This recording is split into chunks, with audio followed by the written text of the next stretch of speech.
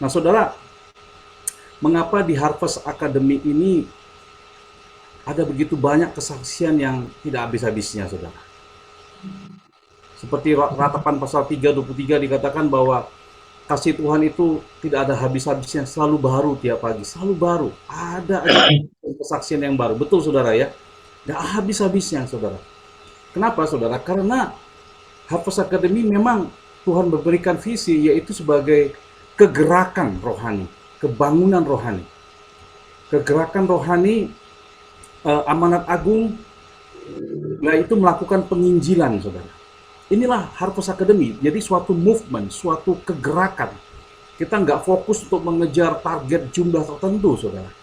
Saudara, kalau saudara ditanya ya di sini saudara semua rata-rata, bukan semua ya, semua pasti saudara aktivis di gereja.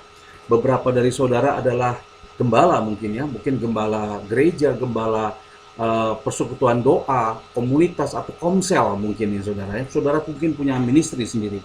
Kalau ditanya saudara, apakah saudara menghendaki memiliki pelayanan atau penggembalaan dengan jumlah 10 jiwa atau 1000 jiwa? Pasti saudara pilihnya 1000 jiwa, betul ya? Ya dong, seneng lah kalau kita punya jemaat 1000 jiwa.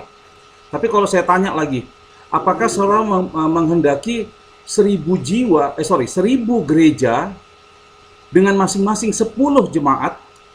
Pasti saudara setuju ya?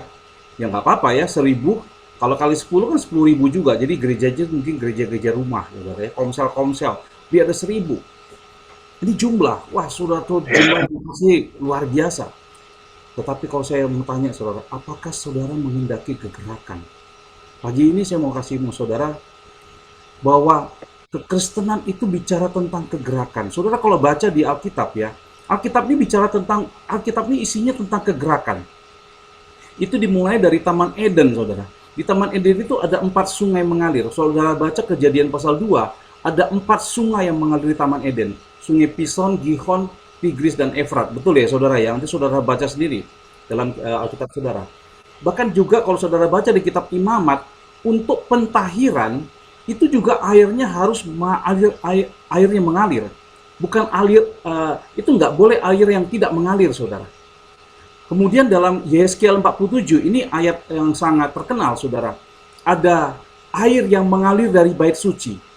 Dan kemanapun alir dalam Yeskiel 47 ayat 9, kemana saja sungai itu mengalir, segala makhluk hidup berkeriapan. Jadi sungainya itu membawa kehidupan, saudara.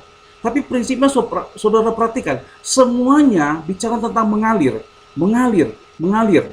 Dalam Yohanes pasal 7 ayat 38-39, Tuhan Yesus berkata,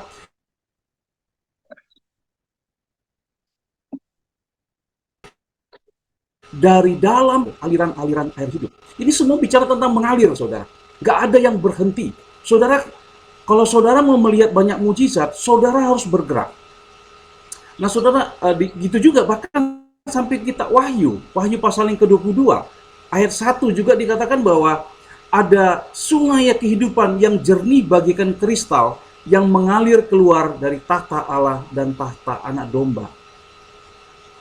Saudara, Tuhan mau kita mengalir. Amanat agung, kalau saudara baca, pergi, jadikanlah segala bangsa muridku. Ini bicara juga tentang mengalir. Hanya ketika kita mengalir dalam kegerakan Tuhan, dalam kehendak Tuhan, maka kita akan melihat banyak mujizat. Apa maksudnya mengalir? Apa artinya kegerakan, saudara? Artinya, saudara, kita masuk dalam kehendak Tuhan. Kehendak Tuhan itu dua, saudara. Menjadikan segala bangsa murid Yesus. Yang kedua, saudara, dia tidak menghendaki seorang pun binasa. Nah, saudara harus punya mindset ini. Inilah masuk dalam kegerakan Tuhan. Saudara, setiap hari dalam dirimu hanya satu, saudara. Jadikan segala bangsa murid. Ya, jadi orang yang sudah percaya kita jadikan murid. Orang yang belum percaya kita jadikan mereka menjadi orang yang percaya, saudara. Kalau saudara memiliki ini, maka setiap hari, saudara, ada saja kesaksian yang akan kita alami. Kemarin hari Minggu, saudara pulang gereja, saya makan dengan istri saya di daerah Ben Hill, saudara ya, di daerah Ben Hill. Kemudian, saudara, di sebelah kami itu ada tiba-tiba, karena itu restorannya padat sekali, penuh sekali. dan kami mengambil meja yang untuk 2 orang, dan sebelah kami itu ada meja memang untuk 4 orang. Nempel gerejanya, mejanya nempel karena memang restorannya kecil ya, sempit, saudara. Ramai sekali orang. Tiba-tiba ada 4 orang ibu-ibu dan semuanya pakai kerudung, saudara ya. Dan ya kita asik makan, makan, saudara ya. Kita udah diajar, udah dilatih di Harvest ya. Ya itu suatu keseharian karena kegerakan, maka di hati saya bagaimana saya bisa komunikasi, bisa ngobrol dengan mereka gitu, saudara.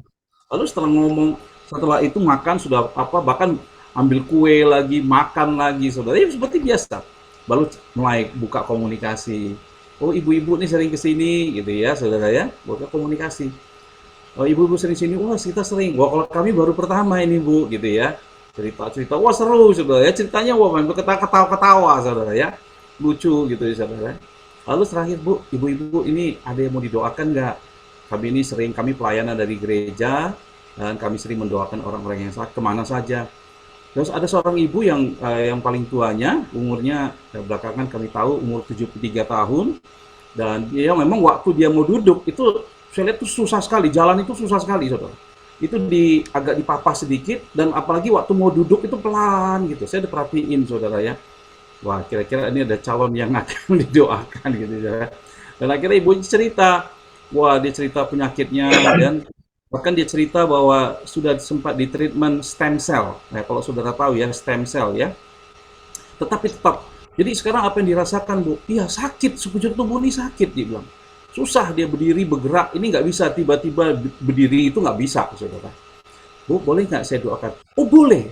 Ini dan mereka saudara, ya ini dari suku mereka dari suku di Sumatera Utara, yaitu suku Padang, saudara ya. Mungkin saudara tahu ya. Dan puji Tuhan mereka tidak ada penolakan atau apa. Mereka berkata, oh boleh Pak, mau Pak, mau didoakan. Lalu saya doakan. Jadi saya duduk dan di sebelah sisi kiri saya itu putrinya, udah ibu-ibu juga, barulah ibu itu. Jadi saya nggak sentuh saudara ya, saya cuma doa, saya angkat tangan. Dalam nama Yesus saya perintahkan semua penyakit yang menyebabkan nyeri di sekujur tubuh ibu ini, saya sebut namanya, dia beritahu namanya ke saya. Dalam nama Yesus semua penyakit saya hancurkan sekarang juga. Dalam nama Yesus. Itu tengah keramaian orang, saudara. Ya. Dalam nama Yesus, saya perintahkan sekarang organ tubuhnya sembuh dalam nama Yesus. Ya tentu saya nggak sekuat ini, tapi karena rame, saya supaya mereka juga dengar, saudara. Ya saya agak kencang sedikit. Tapi dalam nama Yesus, amin. Coba ibu. Dan ya sudah enakan Pak, dia bilang begitu kan. Oke. Terus ibu yang anak putrinya ada di depan dia, terus ngobrol-ngobrol gitu, dia bilang gini, coba mama coba berdiri katanya gitu. Lalu ya tiba-tiba dia langsung berdiri saudara, dia tanpa dibantu dan dia jalan saudara, sampai dia ngomong begini, ini beneran Pak, ini beneran Pak.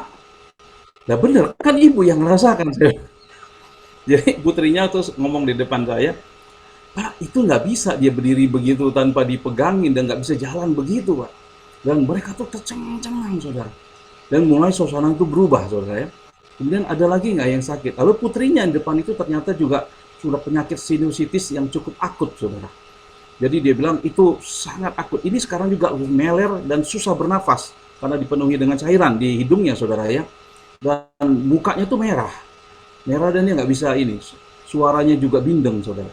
Lalu boleh kami dong? Oh mau. Saya minta pindah karena dia dari seberangan di sebelahnya. Jadi supaya dia di sebelahan dengan istri saya. Lalu istri saya doakan dan terjadi saudara, dia bisa bernafas dengan lega saudara. Haleluya saudara.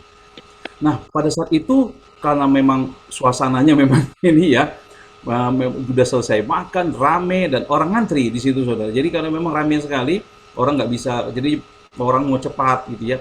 Memang ini salah satu juga. Kita nggak langsung tuntut mereka untuk menerima Yesus begitu saja. Tapi saya sampaikan bahwa Yesus itu adalah Tuhan dan Juru Selamat. Mungkin kepercayaan mereka hanya sekedar nabi, tapi dialah Tuhan yang menjadi manusia, mati di kayu salib menanggung dosa-dosa manusia. Kami sampaikan saudara. Ya, gitu. Jadi bahkan mereka mereka ngomong, Pak ini bisa diundang ya untuk mendoakan banyak yang orang-orang yang lain. Saya bilang gitu. Saya menahan untuk tidak membuat sedikit pun pressure. Sehingga nanti ketika mereka ceritakan apa yang mereka alami nanti dengan keluarganya, saudaranya, mereka tidak nanti ada kata seperti ada mungkin mereka tuh mungkin disuruh atau apa, sehingga mereka melihat ini suatu hal yang berbeda. Orang Kristen mau mendoakan dari agama lain, uh, dan saya katakan ini semuanya gratis, sebab firman Tuhan berkata dengan cuma-cuma kamu terima, dengan cuma-cuma juga kamu akan berikan. Nah saudara, kita harus masuk dalam kegerakan Tuhan. Harvest Academy adalah kegerakan rohani, penginjilan, melakukan amanat agung Tuhan Yesus dengan melakukan pelatihan penginjilan. Mari saudara masuk dalam kegerakan Tuhan, jangan kejar jumlah. Jumlah itu nanti jadi efek. Ya, efeknya jumlah. Bisa ada nanti persekutuan doa saudara, gereja saudara bertambah, itu efeknya saudara. Tapi kegerakan. Perhatikan saya berapa kali masuk ke dalam persekutuan yang tidak masuk pergerakan, nggak ada kesaksian. Saya masuki beberapa, ada komsel, ada persekutuan doa, nggak ada kesaksiannya saudara. Saya bilang, oh oke, sekarang waktunya beri kesaksian. Nggak ada kesaksian. Nanti kesaksiannya pekerjaannya, ada masalah. Nanti kesaksiannya apa? Berantem dengan tetangga, saudara. Nggak ada kesaksian penginjilan, nggak ada kesaksian mujizat. Jadi kalau begitu kami bicara, wah itu bisa sampai 10-15 menit ya saudara, untuk menceritakan betapa banyaknya mujizat yang terjadi, orang-orang yang diselamatkan, dipulihkan, dimanapun kita berada saudara. Itu yang saya sampaikan. Mari saudara masuk ke dalam kegerakan Tuhan. Masih kegerakan Tuhan yaitu menjadikan segala bangsa murid Yesus dan beritakan Injil, karena Tuhan tidak menghendaki satu jiwa pun binasa. Tuhan Yesus berkati.